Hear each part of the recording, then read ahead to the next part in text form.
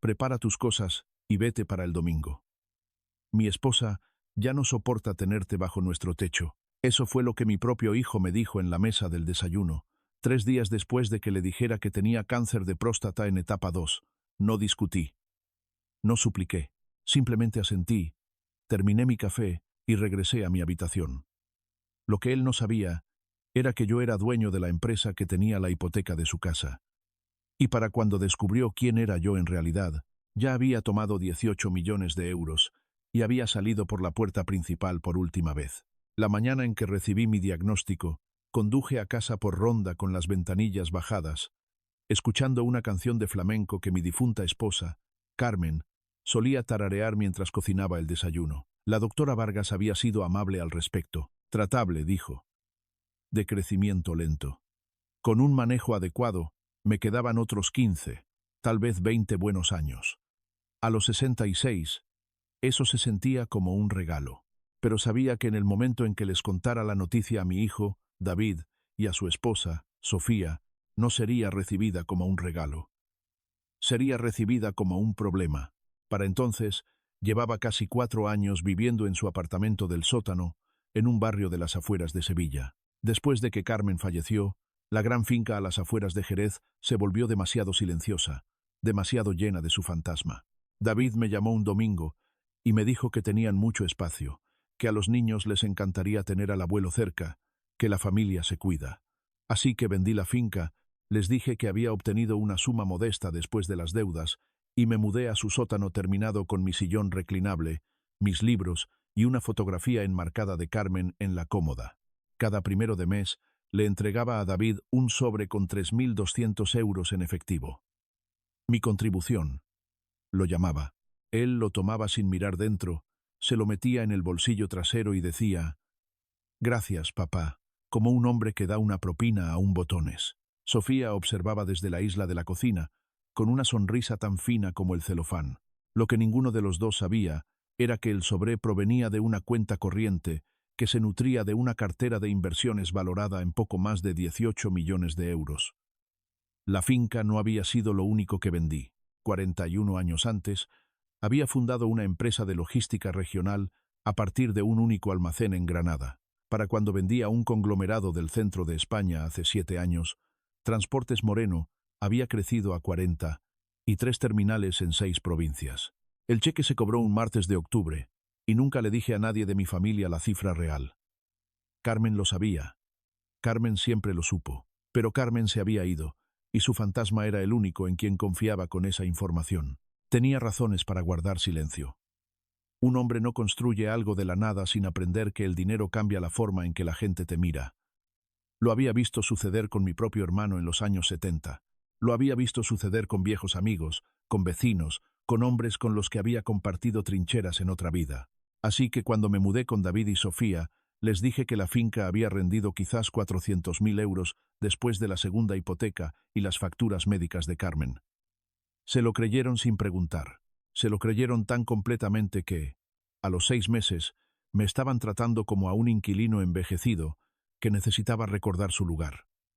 La noche que regresé de la consulta de la doctora Vargas, me senté a la mesa de la cena frente a mi hijo y mi nuera, y puse el sobre de papel manila entre el salero y el plato de judías verdes. «Hoy me dieron los resultados de los análisis», dije. David siguió masticando.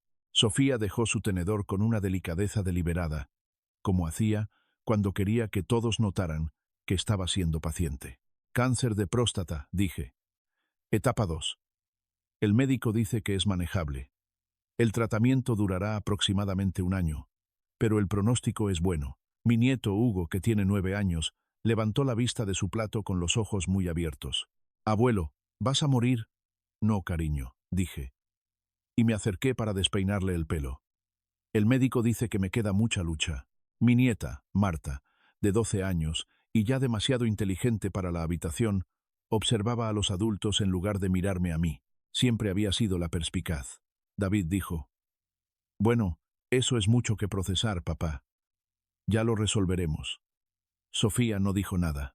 Cogió su tenedor y empezó a cortar su pollo en pequeños y precisos cuadrados, de la misma manera que hacía todo en su vida, calculado, medido, preparado para la reventa. Después de la cena, bajé a mi apartamento del sótano y me tumbé en mi cama en la oscuridad durante mucho tiempo. El techo sobre mí crujía con pisadas y podía escuchar el ritmo amortiguado de mi hijo y mi nuera moviéndose por la casa que yo les había ayudado a comprar. 4 años antes, cuando David me llamó por el pago inicial, yo había extendido un cheque por 80.000 euros. Él lo había llamado el regalo más generoso que nadie le había dado jamás. Sofía me había abrazado y me había dicho que yo era el padre que nunca había tenido. Luego, año tras año, vi cómo esa gratitud se calcificaba en otra cosa, algo más frío, algo que me miraba y no veía a un padre, sino una partida en el presupuesto del hogar. Debo haberme quedado dormido porque me desperté con voces, no fuertes al principio, solo la cadencia ascendente y descendente de una discusión que había comenzado en algún lugar que no podía escuchar y se había desplazado a mi alcance. Me senté, la rejilla de ventilación sobre mi cama transmitía el sonido del dormitorio principal, directamente encima. Un defecto en la construcción del que David se había quejado durante años y nunca había arreglado. Yo nunca lo había usado, nunca había querido, pero esa noche algo en mi pecho me dijo que escuchara. La voz de Sofía llegó primero, baja y venenosa. No voy a cuidar a tu padre con cáncer, David. No lo voy a hacer.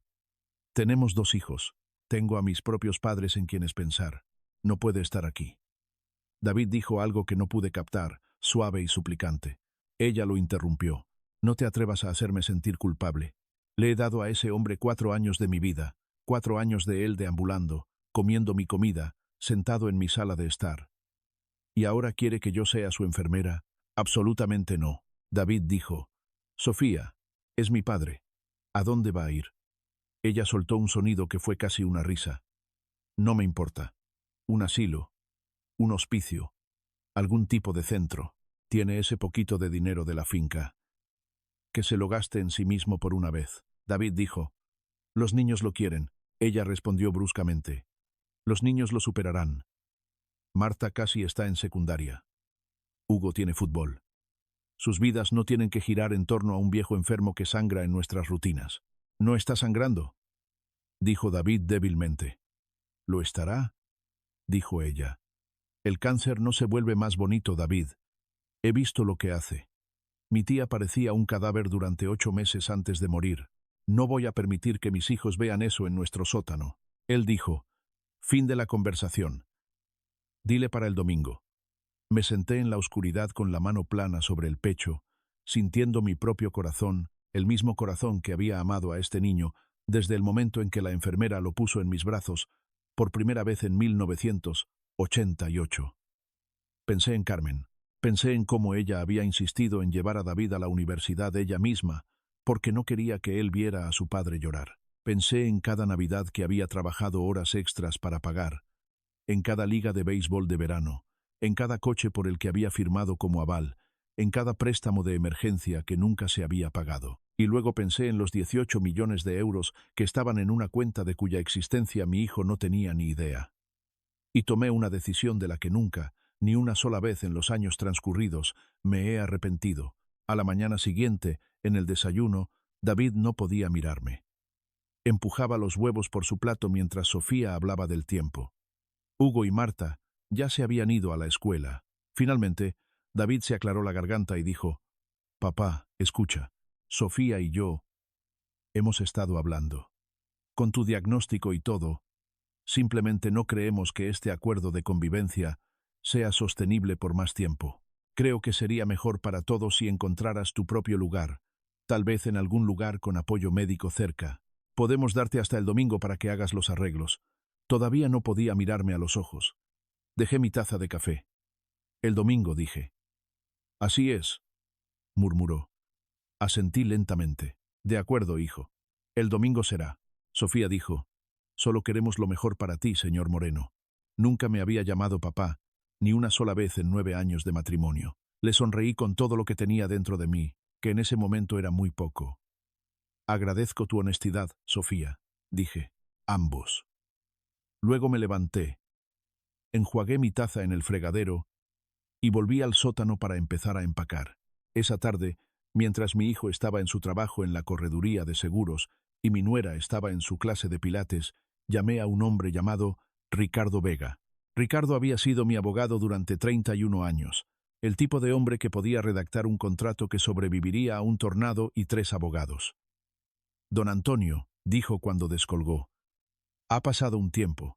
Necesito que hagas algunas cosas por mí, Ricardo, dije, en voz baja y rápida, y sin decírselo a mi hijo. No preguntó por qué, solo dijo, ¿cuándo quieres empezar? Hoy. Dije, quiero estar en una casa nueva a finales de la próxima semana. Quiero que mi testamento esté actualizado. Y quiero que llames a mi hijo en unos 10 días. Te diré qué decir. Para el viernes por la tarde, había visitado 6 propiedades con una agente inmobiliaria llamada Elena García, quien no parpadeó cuando le dije que pagaba en efectivo. Para el sábado por la mañana, había hecho una oferta por el precio total de 940.000 euros por una casa estilo Art Nouveau en el distrito histórico de El Albaicín en Granada, a 3 horas de la casa de mi hijo en Sevilla, y lo suficientemente lejos como para sentirse como un país diferente. Para el domingo por la mañana, los vendedores habían aceptado, y mi banquero privado había transferido los fondos. El cierre estaba programado para el viernes siguiente. Empaqué mis pertenencias en 19 cajas de cartón que la empresa de mudanzas entregó el miércoles por la tarde. Les dije a David y Sofía que había encontrado un pequeño apartamento cerca del Hospital de la Seguridad Social donde podría recibir mi tratamiento. Asintieron con alivio, tan transparentes que habría sido cómico si no me hubiera destrozado. La mañana que me fui, escribí una nota y la coloqué en la encimera de la cocina junto a un sobre. La nota decía, David y Sofía, gracias por vuestra hospitalidad estos 4 años. He encontrado un nuevo alojamiento y me iré hoy antes del mediodía. Por favor, no os preocupéis más por un viejo enfermo que se inmiscuye en vuestras rutinas. El sobre contiene mi contribución del mes. Os deseo lo mejor a ambos. Papá, dentro del sobre había 3.200 euros en efectivo, lo mismo que todos los meses. Mi última contribución. David estaba en el trabajo. Sofía estaba arriba en una teleconferencia. Cargué mi última caja en la furgoneta, cerré la puerta detrás de mí y conduje 3 horas hacia el oeste, hacia las montañas. Nunca volví a pisar esa casa. La primera noche en Granada, dormí en un colchón prestado en un dormitorio vacío, escuchando los sonidos de una casa extraña asentándose a mi alrededor. Tenía 66 años, acababa de ser diagnosticado con cáncer, y empezaba de nuevo por lo que supuse sería la última vez en mi vida. Y nunca me había sentido más libre. A la mañana siguiente, me senté en el porche trasero de mi nueva casa, bebiendo café en un vaso de papel, viendo salir el sol sobre Sierra Nevada. Mi teléfono zumbó una vez, un mensaje de texto de David. Hola papá. Espero que te hayas instalado bien. Haznos saber cuándo estás libre para cenar un domingo. 6 palabras de obligación. Ninguna pregunta sobre mi salud. Ninguna pregunta sobre dónde había ido en realidad. Ninguna mención de que no había visto a su padre en 4 días. Borré el mensaje y me serví otra taza de café. Pasé los siguientes 10 días desempacando, contratando a un albañil para modernizar la cocina y reuniéndome con un nuevo oncólogo en el Hospital Virgen de las Nieves que me dijo que el cáncer estaba respondiendo bien al tratamiento temprano. Me uní a un grupo de café de hombres los martes por la mañana en una cafetería en la Gran Vía. Empecé a dar largos paseos por el río Darro. Sentí que mi apetito regresaba. Sentí que comenzaba a recordar quién había sido antes de que el dolor y la soledad me hubieran convertido silenciosamente en alguien que vivía en el sótano de su hijo y se disculpaba por ocupar espacio. Al 11º día, llamé a Ricardo Vega. Es hora, le dije. Esa tarde, Ricardo llamó a mi hijo a su oficina. Señor García, dijo. Mi nombre es Ricardo Vega. Soy un abogado que representa a su padre. Su padre me ha pedido que le informe sobre ciertos asuntos relacionados con su patrimonio y que le invite a una reunión en mi oficina en Granada el próximo martes por la tarde. David, según el relato posterior de Ricardo, dijo, lo siento. ¿Qué tipo de asuntos? Ricardo dijo. Señor García, su padre desea discutir la disposición de sus bienes. Consideró apropiado que usted fuera informado en persona. David dijo, ¿qué bienes? Mi padre tiene como una cuenta de ahorros. Ricardo hizo una pausa. Señor García, creo que debería venir a la reunión. David y Sofía condujeron las 2 horas hasta Granada el martes siguiente. Se sentaron en la sala de conferencias de Ricardo, una larga mesa de caoba con sillas de cuero y una ventana con vistas al centro de la ciudad. Ricardo me dijo más tarde que Sofía llevaba un vestido azul marino y tenía el pelo recogido de una manera que sugería que había practicado poner cara de preocupación en el espejo esa mañana. Ricardo deslizó una carpeta por la mesa. Dentro había extractos de correduría, escrituras de propiedades, el contrato de compraventa de Transportes Moreno de hacía 7 años y una copia de mi cartera de inversiones actual. 18.263.000 euros, más o menos lo que el mercado hubiera hecho esa mañana. David se quedó mirando los documentos. Cogió el contrato de compraventa. Miró la cifra. Lo dejó. Lo volvió a coger. Sofía se inclinó para leerlo. Y Ricardo vio cómo el color se le iba de la cara como si le hubieran quitado un tapón. «Esto no puede ser», dijo David. «Tiene que haber un error». Ricardo dijo: «Le aseguro que no hay ningún error. Su padre vendió Transportes Moreno en 2018, invirtió los ingresos, ha vivido modestamente en los años transcurridos por elección, no por necesidad». David dijo: «Pero él Nochebuena, él nos daba dinero todos los meses. Dijo que la finca solo dio un poquito. Dijo que necesitaba un lugar donde vivir». Ricardo dijo: «Su padre deseaba saber si sería amado como un hombre o como una cartera. Ahora tiene la respuesta a esa pregunta». Sofía hizo un ruido como un animal pequeño siendo pisoteado. David empezó a temblar. Dijo: «¿Dónde está? Necesito hablar con él». Ricardo dijo: «Su padre no está disponible para conversar en este momento. Me ha autorizado a informarle que ha actualizado su testamento. Usted ya no es el beneficiario principal de su patrimonio. Se han hecho provisiones para sus hijos y el resto de sus bienes se distribuirán a organizaciones benéficas de su elección». David dijo: «No puedes hacer eso. Soy su hijo». Ricardo dijo: «Con respeto, señor García, su padre puede hacer exactamente eso. Y lo ha hecho. El viaje de regreso a Sevilla, me enteré más tarde por Marta, de todas las personas, fue silencioso durante la primera hora. Luego Sofía empezó a llorar. Luego David empezó a gritar. Luego se detuvieron en una gasolinera a las afueras de Córdoba, y Sofía vomitó en el aparcamiento. Para cuando llegaron a casa, mi hijo había llamado a mi teléfono móvil 17 veces. No respondí. Me senté en el porche trasero de mi casa en Granada y observé a un halcón dando vueltas sobre el río y no respondí. Los mensajes de texto llegaron en oleadas. «Papá, por favor llámame. Necesitamos hablar. Antonio, soy Sofía. No lo sabíamos. No teníamos ni idea. Por favor, danos una oportunidad para explicarlo. Papá, te quiero. Siempre te he querido. Por favor. Antonio, los niños preguntan por ti. Te echan de menos. Por favor, no los castigues por lo que hicimos». Esa última era de Sofía, y fue la única que me hizo dudar, porque los niños no habían hecho nada. Los niños no habían hecho nada más que amarme abiertamente y sin condiciones, como hacen los niños antes de que el mundo les enseñe a hacer lo contrario. Llamé al teléfono móvil de Marta, el que David le había regalado por su 12 grado cumpleaños. Respondió al segundo timbrazo.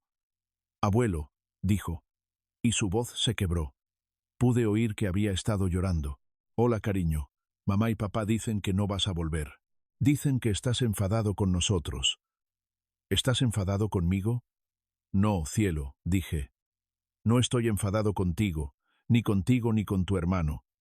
Esto es entre tus padres y yo». Marta se quedó en silencio por un largo momento. Luego dijo: «Abuelo, los escuché esa noche por la rejilla de ventilación. Escuché lo que dijo Sofía sobre ti, sobre el cáncer. No supe qué hacer. Lo siento». Cerré los ojos. 12 años, pensé. 12 años y ya cargando con el peso de la crueldad de un adulto. «No me debes ninguna disculpa, cariño», dije. «Ninguna en absoluto». «¿Podemos seguir viéndote?», preguntó. Yo y Hugo. Solté un suspiro que no sabía que estaba conteniendo. «Sí», dije. «Tú y Hugo podéis verme cuando queráis. Vamos a organizar algo, tú y yo. Pero tiene que ser solo nosotros. Por un tiempo, de todos modos». «Solo nosotros», dijo. «Vale, abuelo. Te quiero». «Yo también te quiero, Marta Manzana». Siempre lo he hecho. Siempre lo haré. Después de colgar, me senté durante mucho tiempo en mi porche y me permití sentir todo lo que había estado reprimiendo desde la noche en que escuché la voz de Sofía por la rejilla de ventilación. Estaba enfadado. Sí, pero debajo de la ira había un dolor tan profundo que me sorprendió. Había fallado en algo. No en proveer para mi hijo, no en estar presente para él, sino en otro lugar. En algún lugar que no podía ubicar. Había criado a un hombre que podía echar a su padre enfermo y no parpadear. Y no había cantidad de dinero en el mundo que pudiera arreglar eso. El dinero no podía hacer de David un hijo mejor, pero tal vez las consecuencias sí. Llamé a Ricardo a la mañana siguiente. Ricardo, dije, necesito que hagas una cosa más. Hace 8 años, había comprado discretamente una pequeña cartera de notas hipotecarias a través de una sociedad instrumental que mi abogado había creado. Una de esas notas, por pura coincidencia y un poco de planificación cuidadosa, era la hipoteca de la casa de David y Sofía en Sevilla. Habían refinanciado hace 3 años, a través de una cooperativa de crédito local que había agrupado y vendido su nota, junto con otras 100 a inversores. Yo había comprado el paquete por céntimos de euro en 2017 y lo había conservado desde entonces. David no tenía ni idea de que su pago mensual de la hipoteca llegaba a una cuenta controlada en última instancia por su propio padre. La nota incluía una cláusula de aceleración, y esa cláusula de aceleración estaba a punto de volverse muy relevante. Ricardo, dije, presenta los papeles. Invoca la cláusula. Dales 90 días para pagar el saldo completo. Hizo una pausa. Don Antonio, ¿está seguro de esto? Estoy seguro, Ricardo. El saldo era de poco más de 230.000 euros. No había ninguna posibilidad en el mundo de que David y Sofía pudieran conseguir ese dinero en 90 días. Sus ahorros, según las conversaciones que David había dejado escapar ocasionalmente a lo largo de los años, probablemente eran de 12.000 euros como máximo.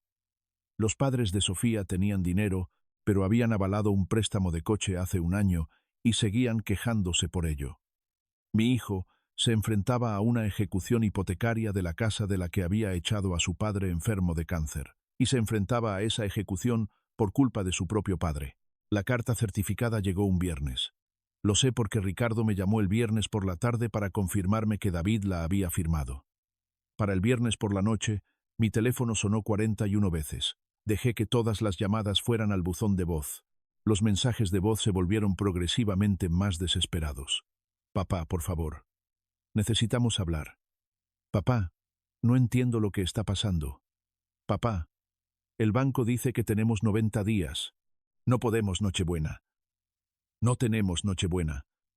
Por favor, devuélveme la llamada. Papá, por favor. Los 2 meses siguientes fueron los más extraños de mi vida. Fui a mis citas de oncología. Me instalaron un puerto en el pecho. Empecé la quimioterapia. Perdí algo de pelo, pero conservé el apetito, lo que el doctor Vargas dijo que era una buena señal. Llevé a Marta y Hugo a Granada para un fin de semana largo. Fuimos a la Alhambra, montamos en el carrusel de la Plaza Nueva, comimos helado en la heladería Los Italianos.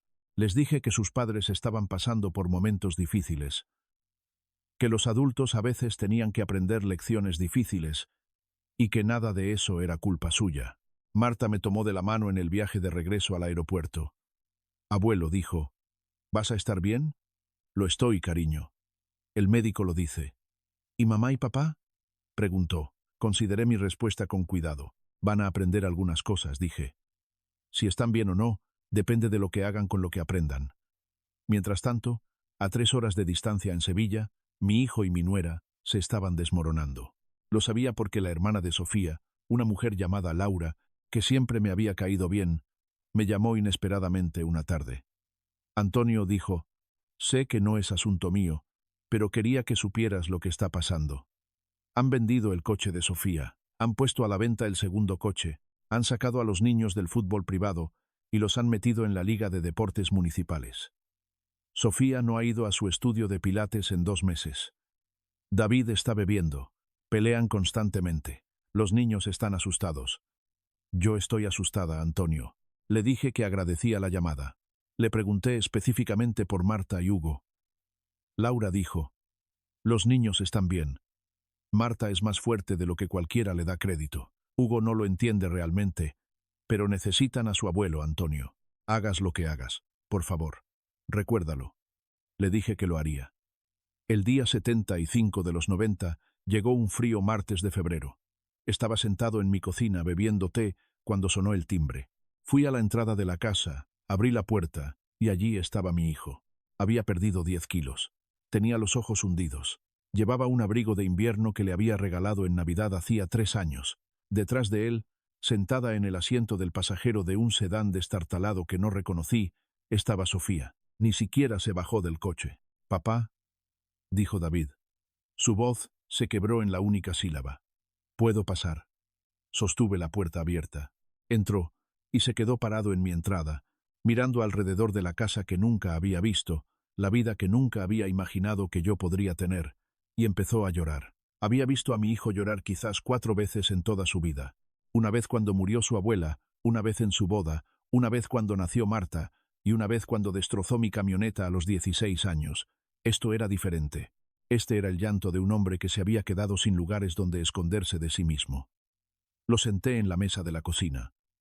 Le hice una taza de café.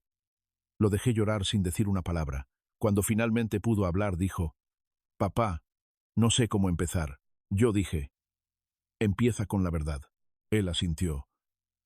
Respiró hondo. Dijo: «He sido un hijo terrible. He sido un hijo terrible durante años.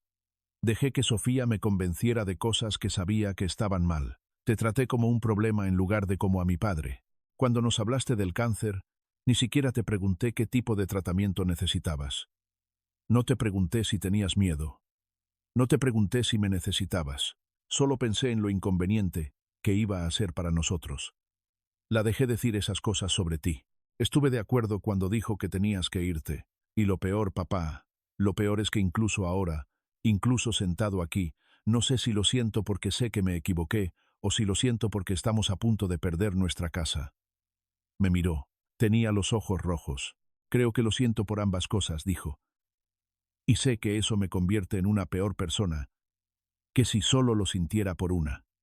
Pero esa es la verdad. Miré a mi hijo durante mucho tiempo.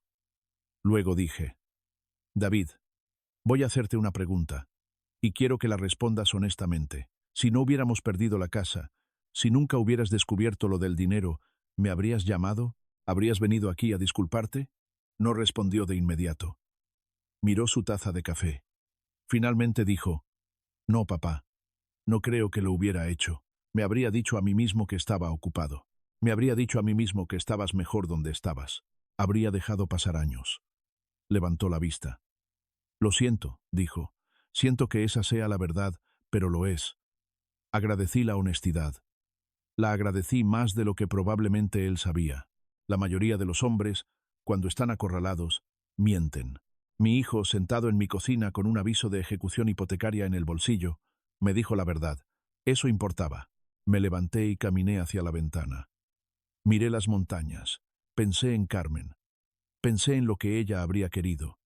Carmen había amado a nuestro hijo con una ferocidad que podría haber movido planetas. También había creído profundamente en las consecuencias. Había creído que lo peor que podías hacerle a alguien que amabas era ahorrarle el coste de sus propias elecciones. «David», dije, «esto es lo que va a pasar. La hipoteca de tu casa está en manos de una sociedad limitada que me pertenece. La compré hace 8 años». Él me miró fijamente. «¿Qué? ¿Me has oído? La cláusula de aceleración es mía para invocarla o rescindirla. La ejecución hipotecaria es mía para anularla». No podía hablar. Seguí hablando. «Voy a rescindir la aceleración. Volverás a hacer tu pago mensual regular. No perderás la casa». Empezó a llorar de nuevo. «Papá, gracias. Gracias». Tú no Nochebuena levanté la mano. «No he terminado». Se quedó en silencio. «Los 80.000 euros que te di para el pago inicial hace 4 años fueron un préstamo, no un regalo. Los papeles están en la oficina de Ricardo. Tú los firmaste. Vas a empezar a devolverlos a razón de 500 euros al mes durante los próximos 16 años. Ese dinero irá a un fideicomiso para Marta y Hugo. Nunca lo volverás a ver». Él asintió. «Sí, señor. Te sacaré de mi testamento». Marta y Hugo recibirán cada uno un fondo fiduciario de 3 millones de euros cuando cumplan 25 años. Tú y Sofía no recibiréis nada de mi patrimonio cuando yo muera. El resto de mi dinero irá a una organización benéfica que proporciona vivienda a veteranos mayores. Sí, señor. Tú y Sofía iréis a terapia familiar. Yo la pagaré. Me proporcionarás pruebas de asistencia. Si descubro que habéis dejado de ir, la cláusula de aceleración volverá a entrar en vigor. Sí, señor. Y finalmente, dije, me verás cuando yo quiera verte, no cuando tú quieras ser visto. Los niños pueden verme cuando quieran, y yo organizaré el transporte si es necesario. Pero tú y Sofía sois invitados en mi vida ahora, no familia. Invitados hasta que yo decida lo contrario. David asintió. Estaba llorando sin parar, no en voz alta, solo sin parar, como la lluvia. Sí, señor, dijo. Lo que quieras, papá. Lo que quieras. Se levantó. Caminó hacia la puerta. Se detuvo con la mano en el pomo y se dio la vuelta. Papá, dijo, sé que no merezco preguntar esto, pero ¿vas a estar bien? ¿El cáncer? Lo miré. Al hombre que había criado. Al hombre que, a pesar de todo, seguía siendo mi hijo. Estaré bien, David. Dije. El médico lo dice. Él asintió. Dijo, Nochebuena puedo llamar a veces, solo para preguntar cómo estás. Puedes llamar, dije. Quizás no responda de inmediato. Pero puedes llamar. Asintió una vez más. Salió al coche. Lo vi sentarse en el asiento del conductor. Lo vi decirle algo a Sofía. La vi esconder la cara entre las manos. Luego se alejaron por mi largo camino de grava, de regreso a Sevilla y a la vida que fueran a construir de los restos de la que habían tenido. Eso fue hace 11 meses. El cáncer está en remisión. La doctora Vargas dice que el pronóstico es excelente. He recuperado el peso que perdí durante la quimioterapia y he empezado a dar largos paseos por las mañanas con una beagle rescatada llamada Lola, que apareció en mi porche un domingo lluvioso y nunca se fue. Marta y Hugo vienen a Granada un fin de semana al mes. Horneamos pan. Vamos al mercado de agricultores. Marta tiene 14 años ahora y tiene sus propias opiniones sobre todo, que es exactamente lo que debe tener una niña de 14 años. Hugo tiene 10 y ha decidido que quiere ser paleontólogo. David llama todos los domingos por la tarde a las 7:00. A veces contesto, a veces lo dejo ir al buzón de voz. Siempre deja un mensaje, siempre dice, papá, solo quería saber cómo estabas. Espero que estés bien. Te quiero. Ha estado en terapia durante casi un año. Sofía, también. David me dijo el mes pasado que se han separado, que ella se mudó a un apartamento, que los niños están con él durante la semana escolar. No dije nada al respecto, no era mi lugar, pero noté que la próxima vez que Marta vino, parecía más ligera, menos vigilante, más como una niña. Hay un versículo que mi esposa Carmen solía leer en las noches difíciles. Es del libro de Job, el que dice que el Señor da y el Señor quita. Carmen solía añadir su propia frase al final. Decía, y a veces el Señor simplemente te permite ver quiénes son realmente las personas, para que puedas decidir qué hacer al respecto. No sé si hice lo correcto. Pienso en ello la mayoría de los días. Pienso si fui demasiado duro, o si no fui lo suficientemente duro. Pienso en la expresión de la cara de mi hijo cuando se sentó en mi cocina y admitió que no me habría llamado sin perder la casa. Pienso en mi nieta escuchando por una rejilla de ventilación a los 12 años, aprendiendo de lo que eran realmente capaces los adultos de su vida. Pienso en Carmen y en lo que ella habría hecho. Y al final, siempre vuelvo a la misma respuesta. Le di a mi hijo la oportunidad de convertirse en un hombre mejor. Que la aproveche o no, depende de él. Les di a mis nietos un futuro que no depende de las elecciones de sus padres. Que lo usen bien o no, depende de ellos. Y me di a mí mismo, finalmente, después de 4 años de fingir ser menos de lo que era, un lugar para volver a ser un hombre. Una casa con mi nombre en la escritura. Un porche donde tomo mi café por la mañana. Un perro que me sigue de una habitación a otra. Una vida que me pertenece. El viejo enfermo que querían que se fuera está ahora mismo sentado en su porche trasero, viendo salir el sol sobre Sierra Nevada, sorbiendo café, rascando las orejas de una beagle llamada Lola y sintiéndose, por primera vez en mucho tiempo, completa y enteramente en casa.